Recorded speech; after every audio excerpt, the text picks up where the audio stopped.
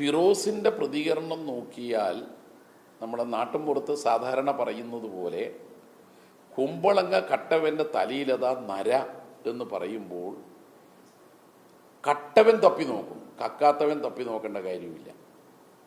അപ്പോൾ കുമ്പളങ്ങ കട്ടു എന്ന ആരോപണ വിധേയനായ ഒരാളുടെ മേൽ ഉയർന്നു വന്നപ്പോൾ അയാൾ തപ്പി നോക്കുകയാണ്. അതാണ് ഫിറോസിൻ്റെ കാര്യത്തിൽ സംഭവിച്ചത്. അപ്പോൾ പിന്നെ ജനങ്ങൾക്കെല്ലാം മനസ്സിലായി കുമ്പളങ്ങ കട്ടവൻ ആരാണ് എന്നും.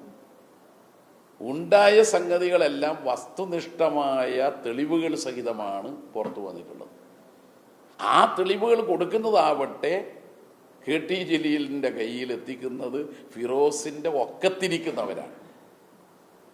ഒക്കത്തിരിക്കുന്നവർ കൊടുത്ത തെളിവുകളും രേഖകളും വെച്ച് ജലീൽ പറഞ്ഞപ്പോൾ പിന്നെ നിഷേധിക്കാൻ ഫിറോസിന് കഴിഞ്ഞില്ല. അതാണ് സത്യം.